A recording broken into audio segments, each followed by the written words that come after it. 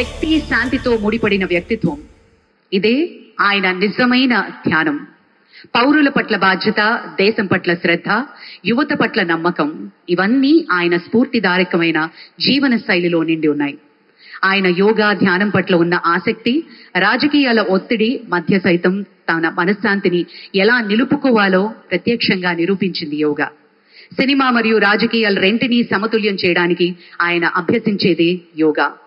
Black belt కలిగిన martial arts నిపుణులు fitness అంటే శరీర పరిమితి మాత్రమే కాదు, శక్తి, శాంతి, సమతుల్యత వీటన్నిటి కలిపిన రూపం అని నమ్మే honourable deputy chief minister Shri Pawan Kalyan గారి ప్రసంగం. ఉదయ బ్రహ్మస్వరూపం, మధ్యాహ్నేతు మహేశ్వర, సాయంకాలేతు స్వయం విష్ణు, త్రయామూర్తి దివాకర. ముందుగా సూర్య భగవానునికి నమస్సమాంజలు తెలియజేస్తూ, యోగ విద్యను అందించిన ఆది యోగి పరమశివునికి, ఆ మహాయోగ విద్యని మనకి పతంజలి మహర్షి యోగశాస్త్ర రూపంలో అందించారు. వారిరువురి పాదపద్మములకు నమస్కారం.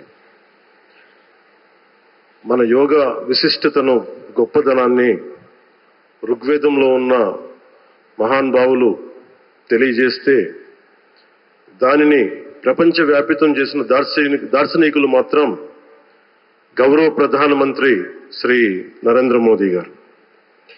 భారతీయ సనాతన ధర్మం తాలూకు విశిష్టతను యోగా ద్వారా విశ్వవ్యాపితం చేసిన ఘనత ఆయన సొంతం.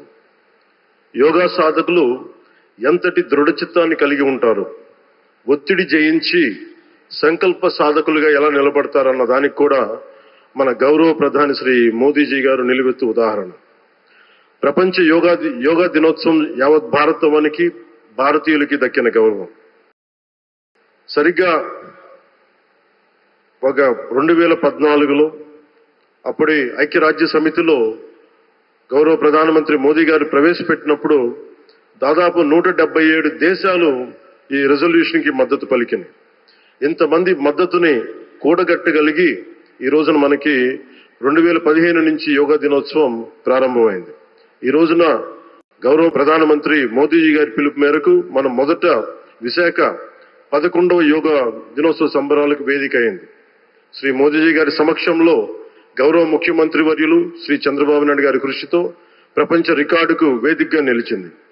విశ్వనరులు మోదీజీ గారి పిలుపు మేరకు యోగా ఒక వన్ ఎర్త్ వన్ హెల్త్, ఈ ఆరోగ్యం థీమ్ ని ఈ వేదిక నుంచి ప్రతి ఒక్కరూ ముందుకు తీసుకెళ్లాలని మనస్ఫూర్తిగా కోరుకుంటూ, ఇక్కడ ఆసీనులైన మీ అందరికీ, ఇక్కడికి వచ్చేసిన ప్రతి ఒక్కరికి కూడా పేరు పేరున నా హృదయపూర్వక వందనాలు, నమస్కారాలు.